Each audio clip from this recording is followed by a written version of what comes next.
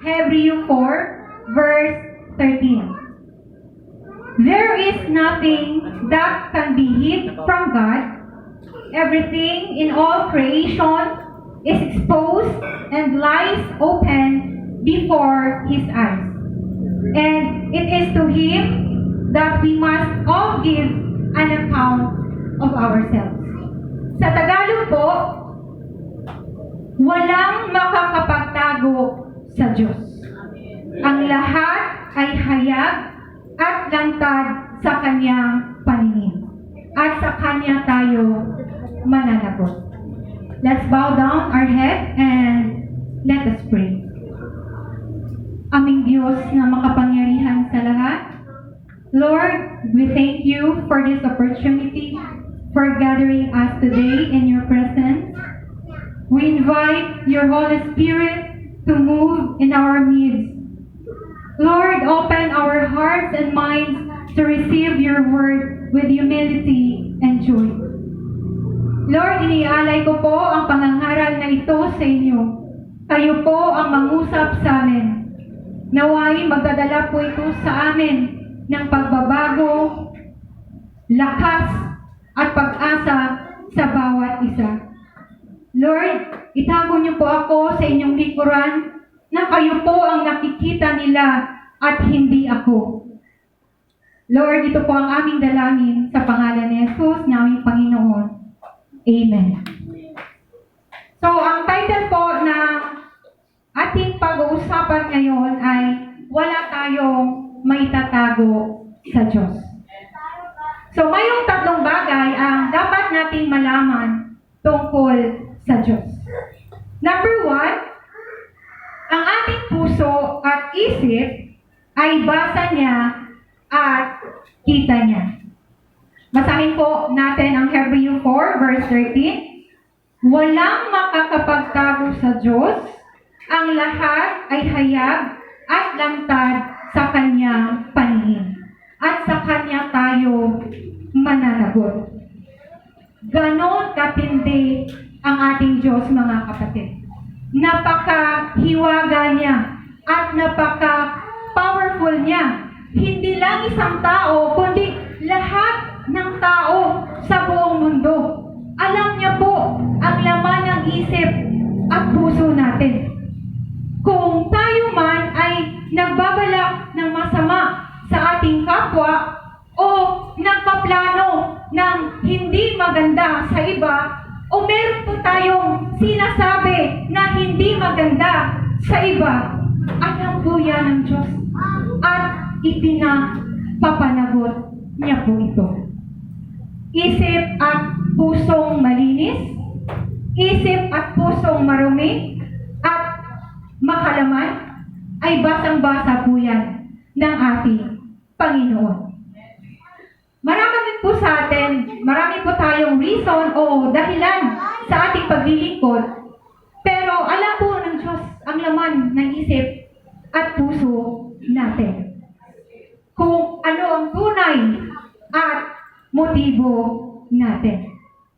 Dito sa church, sayang lang kung nandito nga po tayo sa simbahan, pero iba po ang motibo natin. Para lang ma-please po natin ang iba? Para lang makapagpa-attendance po tayo? O para lang mapansin? Ang Diyos po ay hindi katulad ng tao. Tumitingin siya sa puso. Amen? Ang sabi po dito sa 1 Samuel 16 verse 7. Sapagkat ang tao ay tumitingin sa panlabas na anyo. Ngunit ang Panginoon ay tumitingin sa puso. Kapag ang puso natin ay hindi maganda sa harap ng ating Panginoon, kahit anong ganda pa po ng pagkanta natin, ng pag-preach natin, ang paglilingkod natin o ang pagdalo, sayang lang. Para lang po tayong kumakaway sa Panginoon, pero ang laman po ng isip natin ay para sa tao. Basahin po natin sa Awit 139 verse 2. Ang lahat ng gawain ko sa iyo ay hindi lingid. Kahit ikaw ay malayo, batid mo ang aking isip. Napakalinaw po mga kapatid na sa talatang ito, ang sabi po, batid mo ang aking isip. Sa verse 4, di pa ako umiimik, yaong aking sasabihin, alam mo ng lahat iyon. Lahat ay di malilihim. So, grabe po ang kaalaman. Awit, verse 4. Psalms 139, verse 4.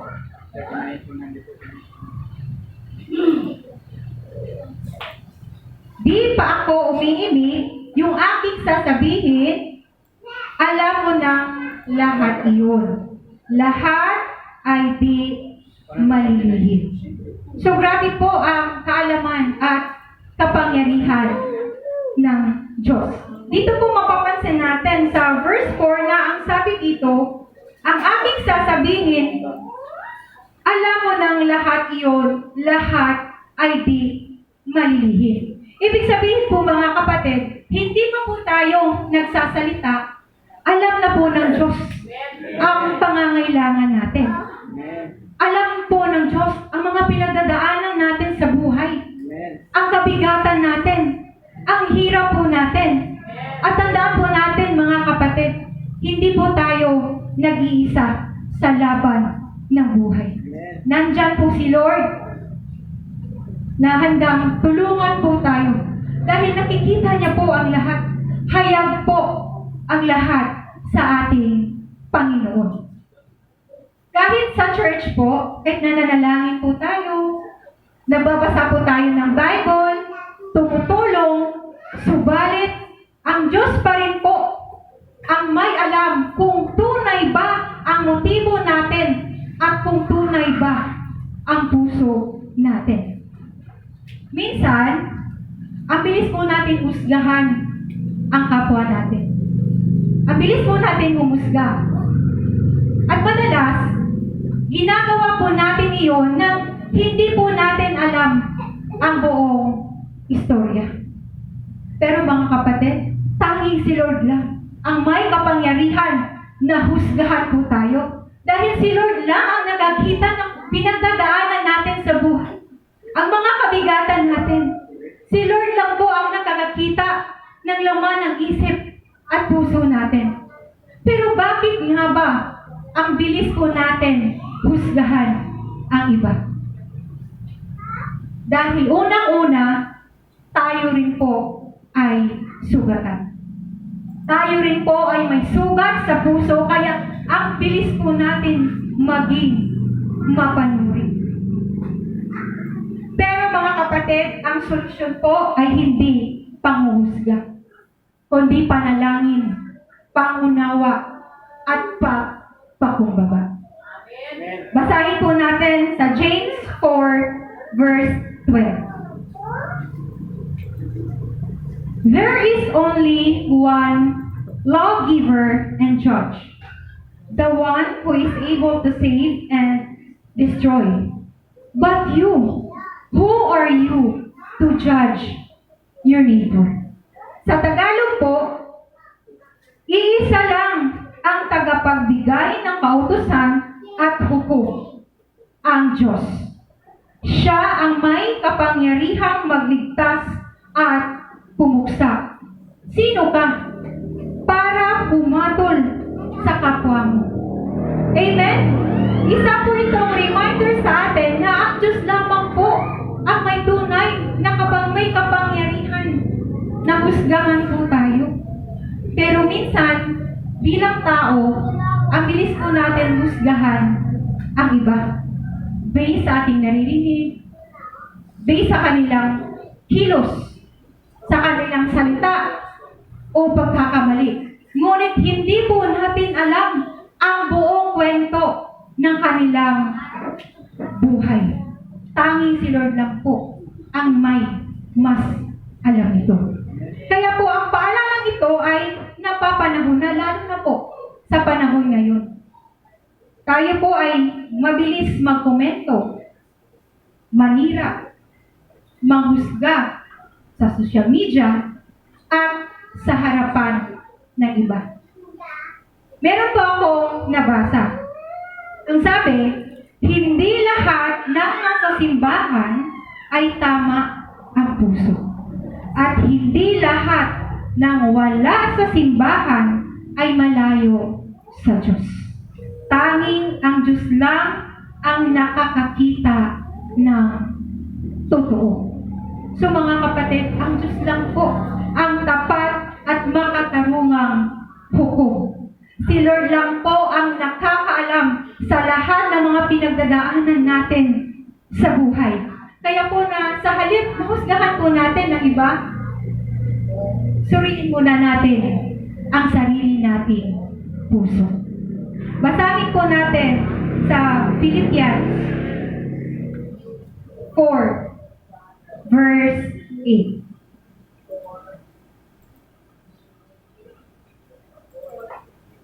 Finally, brethren, whatever things are true, whatever things are noble, whatever things are just, whatever things are pure, whatever things are lovely, whatever things are of good report, if there is any virtue and if there is anything praiseworthy, meditate on these things. Sa Tagalog po, bilang pagtatapos, mga kapatid, dapat maging laman ng inyong isip ang mga bagay na karapat-dapat at kapuri-puri. Mga bagay na totoo, marangal, matuwid, malinis, kaibig-ibig, at kagalang-galang. Ang sabi po, mga bagay na karapat-dapat at kapuri-puri. Totoo. True. So, isa po ito sa dapat nating isipin. Isipin po natin, mga kapatid, yung totoo at makatotohanang bagay. Isipin po natin maging honest. Hindi po, lagi po tayong nagsisinungaling at ang bilis po natin pagsinungaling. So, bilang mga anak ng Diyos, tinuturuan po tayo ng Filipos na punuin po natin ang ating isipan ng mga bagay na totoo, mabuti, malinis, at kapuri-puri. Kung tama po ang ating iniisip, mas namumuhay po tayo ng may kabanalan. Kaya araw-araw, piliin nating isipin, gawin ang mabuti. Dahil ito po ang kalooban ng Diyos sa atin. Amen po ba? Pangalawa po, maiksi lang po yung message ko ngayong umaga. So, pangalawa po, ang ating mga sikretong ginagawa ay alam niya at kita niya. Basahin po natin ulit ang ating teksto sa Hebreo 4, verse 13. Walang makakapagtago sa Diyos. Ang lahat ay hayag at lantad sa Kanyang paningin at sa Kanya tayo mananagot. Sino po ba sa atin dito ang walang sikreto? Lahat po tayo ay may sikreto. Akala po natin walang ibang nakakaalam. Pero ang Diyos po, alam niya po ang lahat. Maari nating linangin ang ibang tao, pero ang Diyos, hindi kailanman. Kahit ang iniisip po natin ngayon, yung mga nararamdaman po natin ngayon, alam po yan ng Diyos. Maging ang ating makasalanang lihim. At ang masamang motibo natin, hindi po yan ligtas sa mata ng ating Panginoon.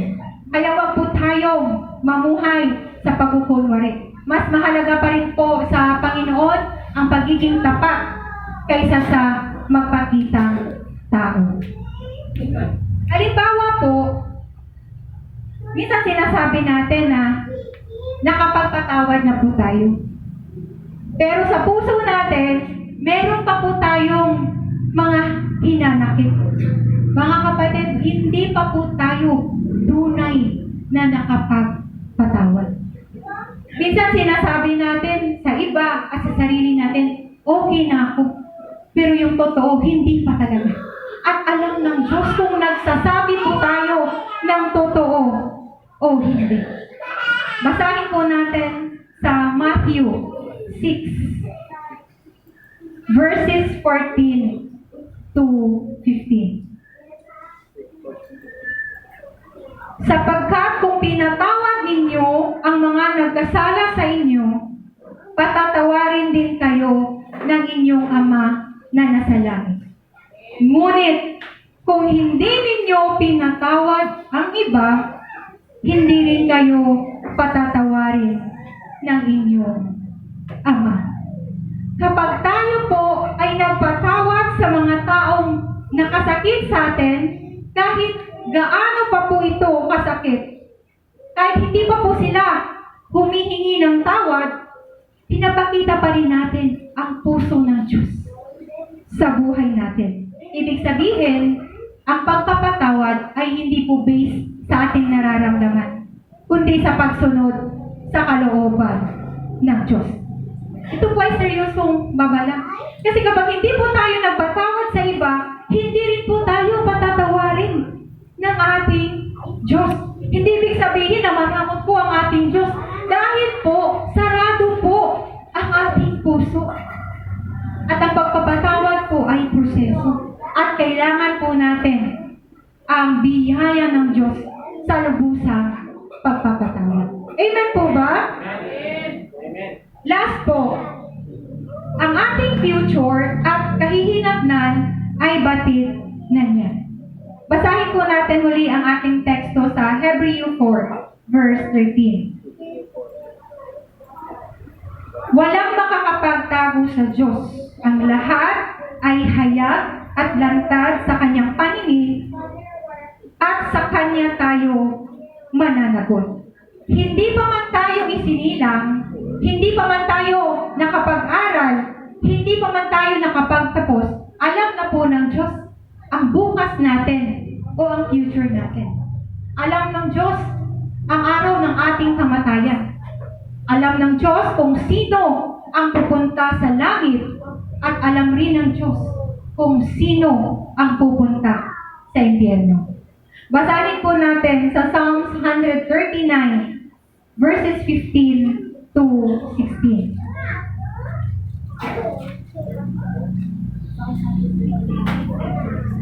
You saw my bones being formed while I was growing inside my mother.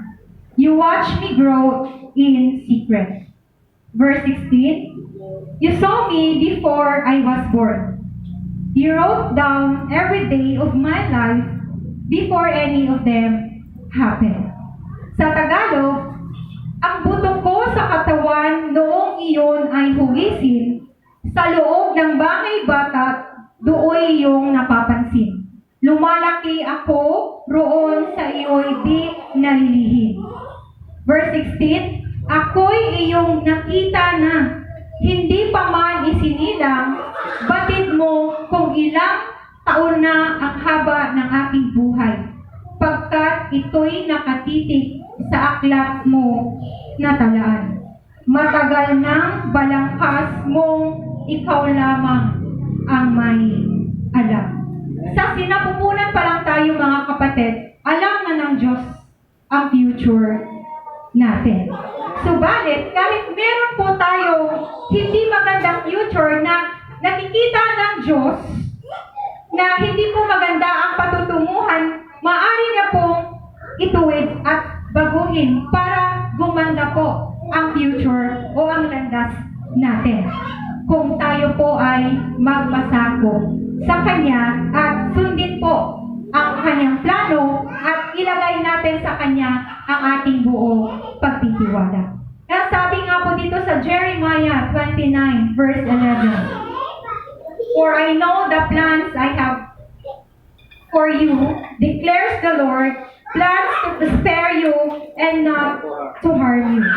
Plans to give you hope and a future." So napakaganda po ng plano ng Diyos sa future natin. Psalms 37 verses 4 to 5. "Delight yourself in the Lord, and He will give you the desires of your heart." 5. "Commit your way to the Lord, trust in Him, and He will do this."